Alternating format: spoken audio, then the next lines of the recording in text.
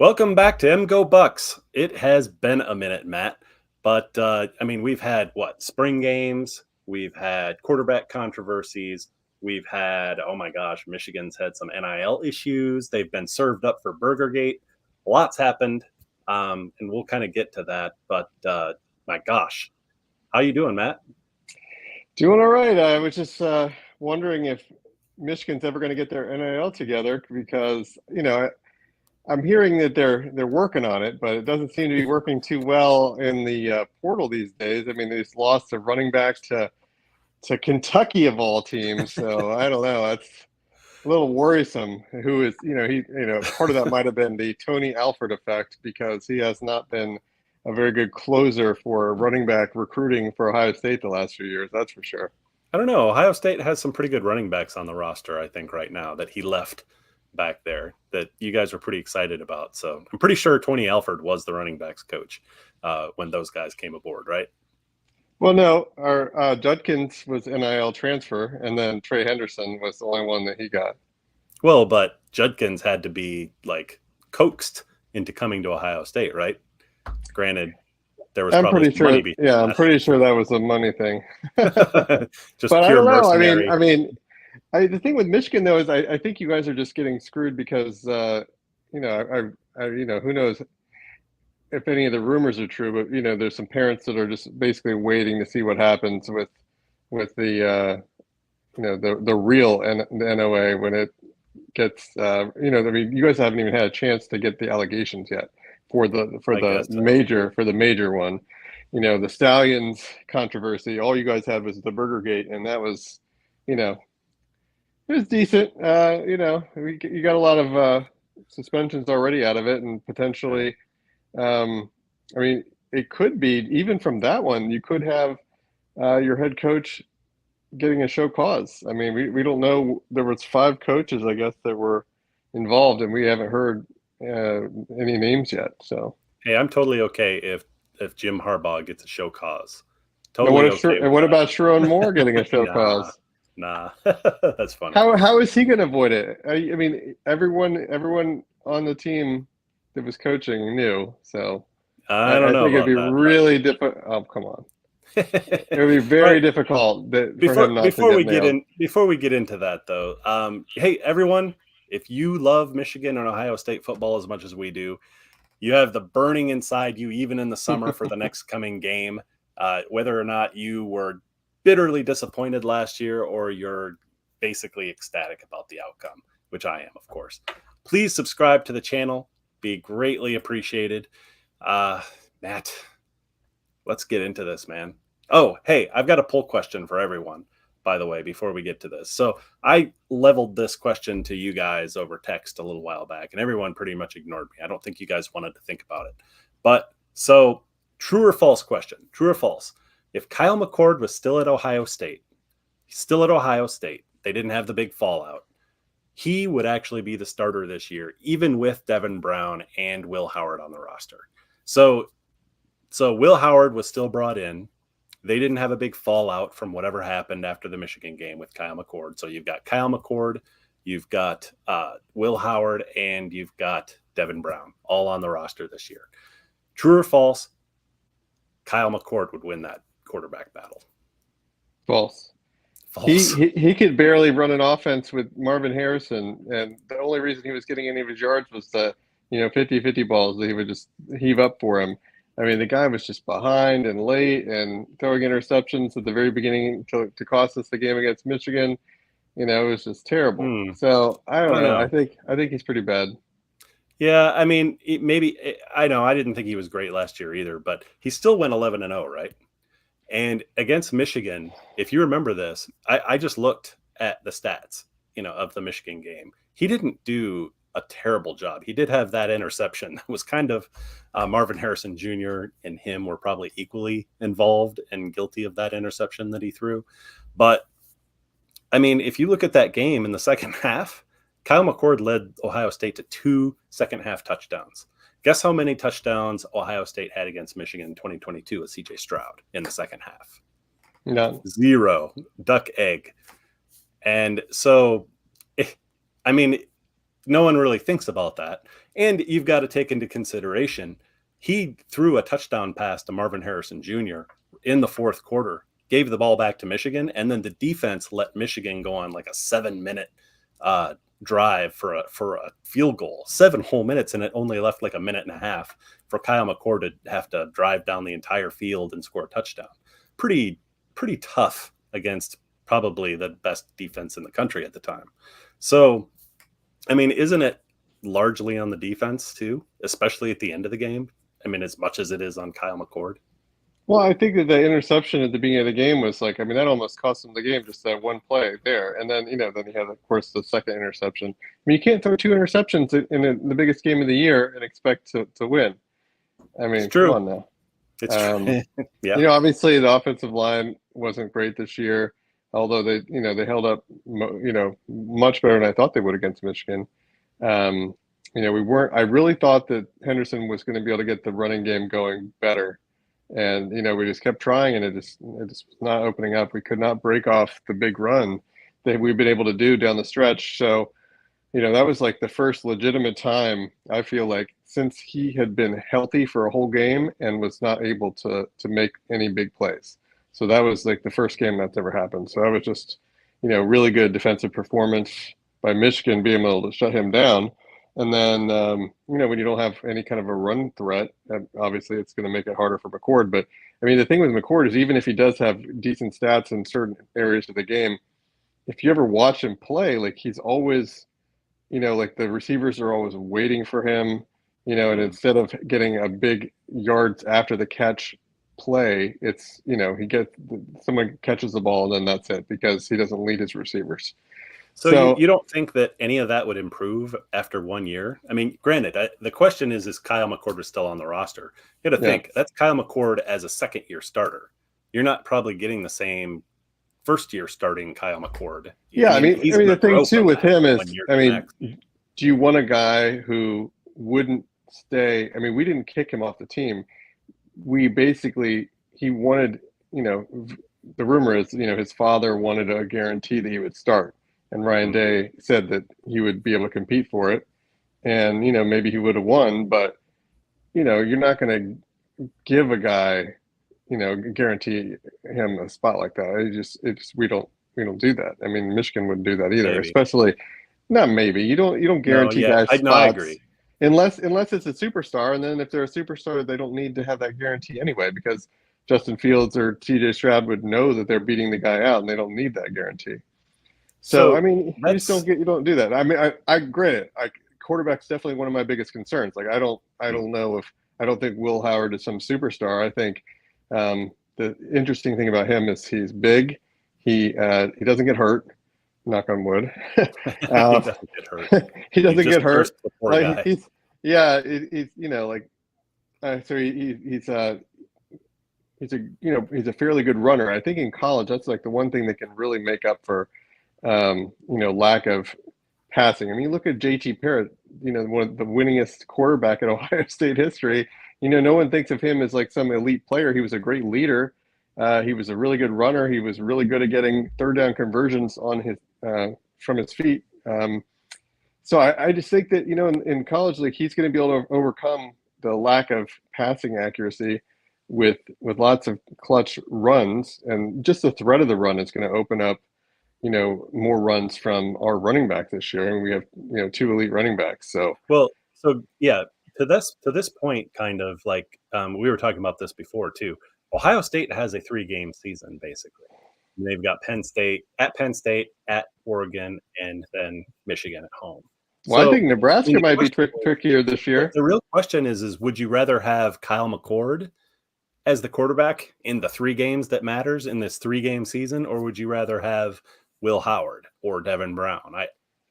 I would rather have the guy that can run the ball in college. In our offense, for the Chip Kelly offense, he's really good at opening up the running game, not just with the running backs, but having a quarterback that can run too and keep everyone. He's getting that 4 and 5 yard run from a quarterback is going to be really crucial. Like for someone, so we're not going to be able to rely on those big deep pass plays as much, but we're going to be able to get a good intermediate passing game with a good 3 to 6 yard run game by the quarterback, and then lots of big run plays from the running backs.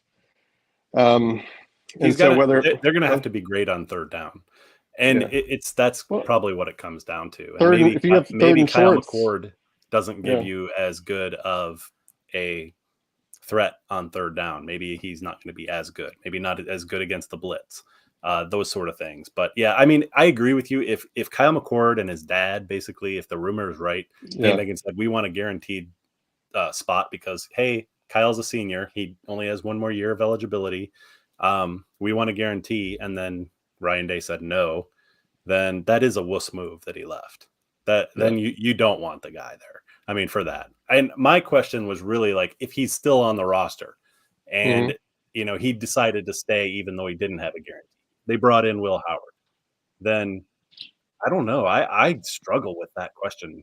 I can't necessarily answer it. I don't know what I would do in that situation. But I mean, Will Howard was also sent packing from his school. So you're getting Kansas State sloppy seconds with Will Howard at this point. So I don't know how good you feel about that. Really, what you probably want to happen deep in your heart is for Devin Brown to actually come out and win the job. No, we want the Alabama transfer to be our new quarterback. No, the true freshman. Yeah, that'd be a disaster. That'd be a waste of Ohio State's defense this year. 201 is a true freshman, and we like. Here's the thing. So even if let's say we start him at the beginning, so we have a decent amount of games. Well, I think we play Oregon like the 5th week or something. So we have like 4 really cupcake games to get them ready. I mean, they're not going to do this, so it doesn't matter. But I think that the more likely scenario would be is if Will Howard and Brown don't look that great throughout the year, and maybe we drop a game or two, then you throw them in the middle of the season, and hopefully get him a lot of playing time against the bad teams early on.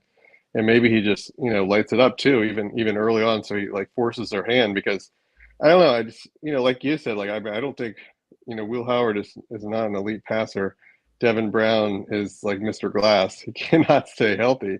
So even if he has some good highlight plays, I have zero faith that Devin Brown will. I like the guy, but I just don't have faith that the guy is going to stay healthy. So saying is the future. It just is that future this year, halfway through the season, or are we going to wait till next year? Hey, what's up, Golden Playbook? And thanks for the like. Greatly appreciate it. Oh, national champions for Notre Dame. Interesting. Oh, for lacrosse. That's pretty awesome. Yeah, I like that. Yeah, lacrosse, not to get off on a side subject, lacrosse is like has become huge in the town I live in. So that's pretty awesome. But yeah, and back to that. I mean, so I wouldn't panic and do that. Like go right to your true freshman if you lose at Oregon. That's probably going to be your toughest game, like on paper. Probably the toughest game. they are spending crazy amounts of NIL. Okay, so you're gonna you got to play at Penn State, but Ohio State's going to win that game. I mean, not going to lose to Penn State. I just can't. I can't fathom that. Ohio State's not losing to Penn State. We still have James Franklin in your pocket. Basically, he's going to lose that game. And then Michigan, you've got at home. I mean, I don't know that I would push the panic button even if you lose to Oregon, because you're still going to make the playoffs with just one loss. So that's really the goal now. And still, I mean, I don't know if you'd win the Big Ten championship. It's definitely getting into the playoffs. So I would say Devin Brown and Will Howard would still be in play at that point. Going to the true freshman sounds pretty ragged. Well, no, I'm just saying, like, let's say, like they pull the starters early against these cupcake teams, and Sayan comes in and just lights them up, and they just have to give him more playing time. So I don't know. I mean, again, I think with how much money Howard was paid allegedly, they're going to have to start him and probably stick with him for a while. But if the guy just keeps lighting it up, like I don't know if you can keep him on the bench for the whole season. Speaking of paid, Matt took great pleasure in coming up with the thumbnail and title idea of the A Feast for Buckeyes. with this is all basically recruiting and NIL driven. But Michigan does not. I think from what I hear, what is that worth? But they have a pretty good NIL program for the players who are on the roster and the ones that are performing well. They just don't have signing bonuses for new recruits and signing bonuses for transfer. Maybe for transfers Well, they do it. I They're mean, high that's performing transfers. they don't have that yet. But right now, but they could. Who's stopping them? Although I heard that Will Howard was given a decent amount of money to sign with you guys. Will Howard signed with Ohio State. Not Will Howard. Sorry, Will Johnson. Will Johnson. Yeah, but he was already there. That's what I'm saying. They have a good NIL program. No, before payment program, I guess, before or he salary came program for as a recruit. players. As a recruit, I'm saying as a recruit. Oh, you did? I never heard that. And maybe they did. Maybe he did get something. But there's no explanation for why a guy goes to Kentucky rather than, or maybe there is. I don't know. Maybe there's something else going on with Michigan's recruiting. They've never recruited at a high level, even when there was no NIL or no signing bonuses for recruiting. So, I believe it. We've seen guys go to smaller schools who could have gone to Michigan, and maybe they got paid then. But they're definitely getting paid now. So I would say Kentucky is probably giving the signing bonus to new recruits and to these transfers. So Michigan, I haven't paid like a super close attention to like the NIL overall. It's just interesting. So Ohio State, we got all of our players in the first portal, and we got the big name guys. But the way that you hear about NIL being reported, it's like Ohio State, spent all this money on NIL. Do you know how many people Ohio State got in the portal? It was only 6. Do you know how big many? Ones, though, right? Yeah, we got some big ones. But how many did like the number 1 team? I think is A&M. You know how many they got? No, I'm sorry, no. Ole Miss. Ole Miss had like 27 people. 27. That's like Colorado level of transfers here. Yeah. This isn't like now Colorado. Team. Yeah, and so like that was fine for Colorado last year because they had a team that had 1 win the previous year. So if you're rebuilding a team and they only had 1 win, then bring in 30 people. So Ole Miss was a good team last year. Why are they bringing in 27 people? And then Oregon probably has 16 or 17. A&M has a bunch also. So there's plenty of teams that have way more people that they've paid for than Ohio State has. So it's the interesting thing. I would love to see like a report of how much money, for instance, we only got 6 guys, but maybe the cost of those 6 guys is more than, some other teams that are getting 20. I just don't know. Yeah, maybe. But if we're taking that back to like a Michigan question for NIL, like they have the NIL program they want, right? Like Texas A&M does, Ole Miss does. Like they've made a conscious choice to say, we're going to go out and pay players. We're doing it. And Michigan has made a conscious choice to not do it. It's not that their NIL program, it seems like we're all throwing Michigan a bone and saying, oh, it's just, we're waiting for the NIL program to get better. And I keep reminding myself, kind of slapping myself, like, no, like Michigan could have a great NIL program if they wanted to. They could do signing bonuses for recruits and for new transfers if they wanted to. Like they're consciously doing this. They have the NIL program that they want, and this is what they want. So it's kind of like, I'm not really waiting for it to improve anymore because they're going to have to get burned really bad somehow, some way before they're going to make any change. And supposedly the regents have come back and said, hey, look, we just won a national title without doing all this other stuff that these other teams have been doing. So why should we start paying now? Which is hilariously stupid because that's not necessarily, they won a national title, but that was an exception to the rule. They are the exception to the rule where you just, you have 2 5-stars on the roster and you still pull off like a miraculous 15-0 season and win the title. So that's not the norm. It's not going to be the norm at Michigan. They'll be really good this year too, but they've got to look to the future here. Yeah, you guys have a lot of first rounders on your team still for 2024. Your team is still loaded with really high-end talent.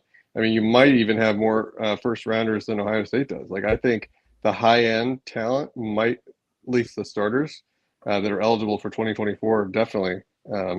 So like for instance, Caleb Downs is only a sophomore, so he's not eligible yet, and he's going to be a first rounder. But I mean, you guys will have Mason Graham, Will Johnson, and who's your other defensive tackle? Is it Grant? Yeah, Kenneth Grant. Kenneth Grant. McGee. He's like not guaranteed first rounder, but and then Colston Loveland, right, at tight end. So I mean, you guys have tons of high end talent. It might even be better than our 2024 talent because like I'm not sold for sure that like Emeka, JTT, or our other defensive end are going to be good enough to go for sure in the first round. I mean, there's a chance, but I think we have a lot of top 50 guys and just like really solid players. I don't know. Everyone is like will probably go and he'll go in the first round. May not be I mean, in the first round. his stats have not been that good. It's like all potential. Like he had one big game against Penn State 2 years ago, and everyone keeps talking about it, and then they just assume he's going to be a top 15 pick, based on potential in like one game of highlights, right? I mean, he's not been. NFL draft works. It's so crazy because, I mean, I don't know. I feel like there's like dozens of defensive ends I've watched at Ohio State that are better than him. Like I wouldn't even list him at all as far as like elite college defensive ends, like not for pro potential, but just like how well they actually did in college. He is not, like our defensive line is just, horribly underperformed. I mean, the defense as a whole, because our coordinator was good last year, did a really good job, but we aren't getting sacks. I don't know. Yeah, good point. And like just both teams as a whole, Michigan and Ohio State. Michigan has holes, obviously, at quarterback. We have no QB1 right now. That worries the heck out of me. I think Alex Orji is looking like he's probably going to be QB1. They did not go get a quarterback in the portal, which isn't surprising now that I think about it, because how many quarterbacks are even going to be available in the spring portal? You've already gone through spring practice. It's terrible time really for a quarterback transfer in the spring. But then, so there's QB1. Then for us, offensive line's an issue too. It's because we're replacing literally everyone. We lost 6 offensive line guys, 6 who all started last year at some point. So I think we'll be okay, but that's all faith-based right now. Based on kind of the spring game, they looked really good. Excuse me. And then in the defense, oh my gosh, we lost Rod Moore. That's devastating. And then we also lost Mikey Sainer still, and we also lost our corner. So we lost more than half of our secondary. I still think that'll be pretty good this year. We've got some guys to replace them. But that I'm okay with the rest of the team. Those are just the holes, big holes, obviously. Then Ohio State, you've got at least you're going to have a QB1 that you're going to have pretty good faith in, that's been on the roster for a while. Or you get Will Howard, and he's going to be average at worst. I mean, really, with all that talent around him, he's probably going to be decent if he's a starter. I mean, it would be hard to be bad. Line's an issue, like you said. Offensive line, like we have some of the same problems. QB and offensive line. I would say your offensive line problems should be a lot worse, because I mean we had 4 returning starters, plus we added a starter from Alabama. So we have so the thing is, our offensive line was pretty average last year. The first half of the year, they were much worse than the second half. They sort of got into a groove the second half of the year. Really only played poorly against Missouri, and that was because our starting center was out for that game, and we put someone in at center who had not played center ever in his career at Ohio State, and he did terrible. And then we also quarterback. That mattered. Even worse was we put in a right guard who was just one of the worst offensive linemen I've ever seen in my life, and he just transferred out, went in the transfer portal. Good riddance. He was just awful. I think it was when Enoch Bamahi. God, he was so bad.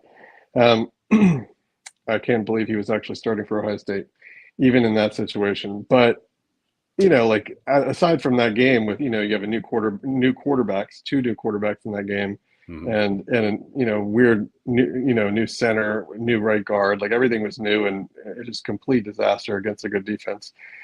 So, but I mean, throughout the year, like all these guys are coming back. So we're having 4 starters coming back. They're going to have, a whole extra year of experience under their belt, plus a guy in Bama who had a whole year starting for Alabama under his belt. So we're, you're just assuming, while they may not be an elite line, they're going to be a very experienced line, whereas Michigan has like a bunch of new starters that are just unproven. Like new starters I'd much rather, I'd much rather they've have, all played a lot. They've just not started. yeah, I'd much rather have our situation, even if they're not elite guys. At least they're experienced people. We don't even know if Michigan has elite guys either. It's a big question mark. We have a lot of faith in Sharon Moore, essentially, and his skills at the offensive line coach. Assuming he doesn't have a show cause. Yeah. Assuming he doesn't have a show cause, which I'm sure you're hoping would be fantastic. Would be pretty funny. But yeah, and then on defense, like Michigan's secondary, it's the secondary that's really their big question marks. Like Ohio State, the only question marks is at linebacker, right? You're replacing 2 new linebackers and you're just not sure. Yeah.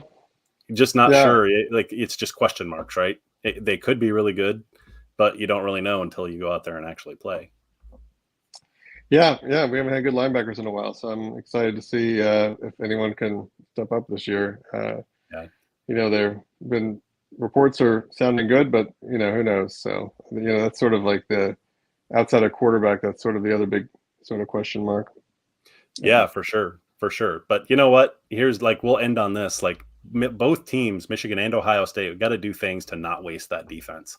So we know both teams are going to have like these amazing defenses. They might be both in the top 3. I mean, Georgia might be like number 1 or something.